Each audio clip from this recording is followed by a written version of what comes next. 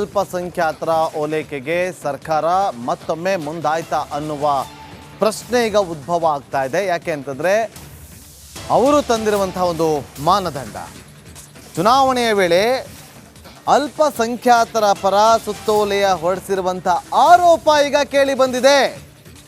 ಹೊಸ ಆದೇಶದ ಮೂಲಕ ಲೋಕಸಭೆಗೆ ಮತ ಸೆಳೆಯೋದಕ್ಕೆ ರಾಜ್ಯ ಸರ್ಕಾರ ಕಣ್ಣನ್ನಿಟ್ಟಿದೆ. ರಿಪಬ್ಲಿಕ್ ಕನ್ನಡದಲ್ಲಿ ಮತ್ತೊಂದು ಎಕ್ಸ್ಕ್ಲೂಸಿವ್ ವರದಿ ನೋಡಿ. ಮೈನಾರಿಟಿ ಶಾಲೆಗಳಿಗೆ ಒಂದಷ್ಟು ಮಾನದಂಡಗಳಿರುತ್ತೆ. ಇಷ್ಟು ದಿನ ಇದ್ದಂಥ ಮಾನದಂಡದಲ್ಲಿ ಒಂದಷ್ಟು ಬದಲಾವಣೆಗಳನ್ನು ತರುವಂಥ ಕೆಲಸಕ್ಕೆ ರಾಜ್ಯ ಸರ್ಕಾರ ಮುಂದಾಗಿದೆ. ಆ ಮೂಲಕ ಅಲ್ಪಸಂಖ್ಯಾತ ಮತಗಳ ಓಲೈಕೆಗೆ ಮುಂದಾಗಿದೆ ಅನ್ನುವ ಆರೋಪ ಕೇಳಿ ಬರ್ತಾ ಇದೆ. ಮೈನಾರಿಟಿ ಶಾಲೆಗಳಿಗೆ ಇದ್ದಂಥ ಮಾನದಂಡಗಳನ್ನೇ ಬದಲಾವಣೆ ಮಾಡಿದೆ. ಅಲ್ಪಸಂಖ್ಯಾತ ಶಾಲೆಗಳ ಹೊಸ ನಿಯಮ ರೂಪಿಸಿ ಆದೇಶವನ್ನು ಹೊರಡಿಸಿದೆ. 25% ಮಕ್ಕಳಿದ್ರೆ ಮಾತ್ರ ಅಲ್ಪಸಂಖ್ಯಾತರ ಶಾಲೆ. ಹೊಸ ಆದೇಶದ ಪ್ರಕಾರ 25% ಮಕ್ಕಳು ಇರಬೇಕಿಲ್ಲ. ಆಡಳಿತ ಮಂಡಳಿಯಲ್ಲಿ 75% ಅಲ್ಪಸಂಖ್ಯಾತರು ಇರಬೇಕು. ಅಲ್ಪಸಂಖ್ಯಾತ ಹಜ್ ವಕ್ಫ್ ಇಲಾಖೆ ಅಧೀನ ಕಾರ್ಯದರ್ಶಿ ಈ ಒಂದು ಆದೇಶವನ್ನು ಹೊರಡಿಸಿದ್ದಾರೆ. ನೋಡಿ, ಶಾಲೆ ನಡೆಸೋ ಟ್ರಸ್ಟಿಗಳಲ್ಲಿ 3-2 ಭಾಗ ಇರಬೇಕು. ಏನಿದು ಅಂತ ಹೇಳಿದ್ರೆ, ಟ್ರಸ್ಟಿಗಳು ಅಲ್ಪಸಂಖ್ಯಾತ ಸಮುದಾಯದವರೇ ಆಗಿರಬೇಕು.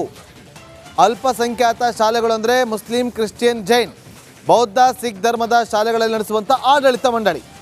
ಪ್ರತಿ ವರ್ಷ ದಾಖಲೆಯಲ್ಲಿ 25% ಮಕ್ಕಳು ಸೇರ್ಪಡೆ ಕಡ್ಡಾಯ.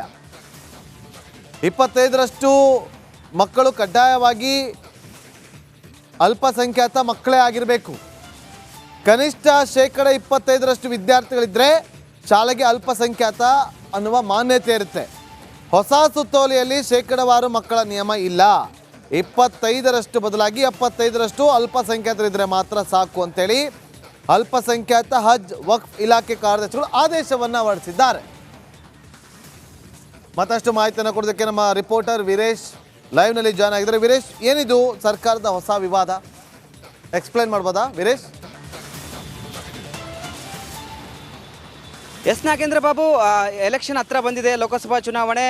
ಹೀಗಾಗಿ ಎಲ್ಲ ಒಂದರ ಸರ್ಕಾರ ಓಲೈಕೆ ಮಾಡೋಕ್ಕೆ ಮುಂದಾಯ್ತಾ ಎಂಬ ಅನುಮಾನ ಮೂಡಿದೆ. ಯಾಕಂದರೆ ಈ ಹಿಂದೆ ಸಹ ಏನು ಶಿಕ್ಷಣ ಇಲಾಖೆ ಒಂದು ಆದೇಶ ಮಾಡುತ್ತೆ, ಅಂದರೆ ರಂಜಾನ್ ಹಬ್ಬದ ಸಂಬಂಧ ವಿಚಾರವಾಗಿ ಆ ಮುಸ್ಲಿಂ ಶಿಕ್ಷಕರಿಗೆ 1 ಅವರ್ ಮುಂಚಿತವಾಗಿ ಹೋಗ್ಬೋದು ಎಂಬುದು ಆದೇಶ ಆಗುತ್ತೆ. ಅದಕ್ಕೆ ಪರದ ವಿರುದ್ಧ ಚರ್ಚೆ ಆಗುತ್ತೆ. ಇದೀಗ ಹೊಸ ಆದೇಶ ಏನಪ್ಪ ಅಂದರೆ, ಮೈನಾರಿಟಿ ಶಾಲೆಗಳಿಗೆ ಪರ್ಮಿಷನ್ ಬೇಕಂದರೆ ಮುಂಚೆ, ಅಂದರೆ ಮಾನದಂಡಗಳಂದರೆ 25% ಆಯಾ ಸಮುದಾಯದ ಮಕ್ಕಳು ಅಲ್ಲಿರಬೇಕು, ಮತ್ತೊಂದು ಕಡೆ 75 ಟ್ರಸ್ಟ್ಗಳು ಇರಬೇಕು ಅಂತ ಒಂದು ಆದೇಶ ಇತ್ತು. ಬಟ್ ಆ ಆದೇಶವನ್ನು ಇದೀಗ ಬದಲಾವಣೆ ಮಾಡಿದ್ದಾರೆ, ಮಾನದಂಡವನ್ನು ಬದಲಾವಣೆ ಮಾಡಿದ್ದಾರೆ. ಅಂದರೆ 25% ಆಯಾ ಸಮುದಾಯದ ಮಕ್ಕಳು ಸಹ ಇರಲಿಲ್ಲ ಅಂದರೆ ಅದಕ್ಕೆ ಮೈನಾರಿಟಿ ಪರ್ಮಿಷನ್ ಸಿಗುತ್ತೆ. ಬಟ್ 75% ಟ್ರಸ್ಟ್ಗಳ ಆಯಾ ಸಮುದಾಯದವರು ಇರಬೇಕಂತೇನೋ ಈಗಿನ ಹೊಸ ಮಾನದಂಡ ತಿಳಿಸಿದೆ. ಹೀಗಾಗಿ ಇದಕ್ಕೆ ವಿರೋಧ ಸಹ ಕೇಳಿ ಬಂದಿದೆ. ಯಾಕಂದರೆ ಸರ್ಕಾರ ಓಲೈಕೆ ಮಾಡೋಕ್ಕೆ ಮುಂದಾಗ್ತಿದೆ, ಎಲೆಕ್ಷನ್ ಹತ್ತಿರವಾಗಿದೆ. ಹೀಗಾಗಿ ಓಲೈಕೆ ಮಾಡೋದು ಸರಿಯಲ್ಲ.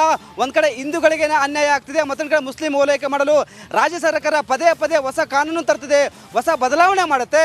ಇದೀಗ ಮೈನಾರಿಟಿ ಶಾಲೆಗಳ ವಿಚಾರವಾಗಿ ಇದೇ ಕೆಲಸ ಮಾಡಿದ್ರೆ ಹಿಂದೂಪರ ಸಂಘಟನೆಗಳು ಬೇರೆ ಸಮುದಾಯದ ನಾಯಕರು ತುಂಬ ಆಕ್ರೋಶವರಾಗ್ತಿದ್ದಾರೆ. ಹೀಗಾಗಿ ಸರ್ಕಾರ ನೋಡೋಣ ಏನಾಗುತ್ತೆ ಅಂತೇಳಿ ಮುಂದೆ ಈ ವಿಚಾರವಾಗಿ. Thank you Veeresh.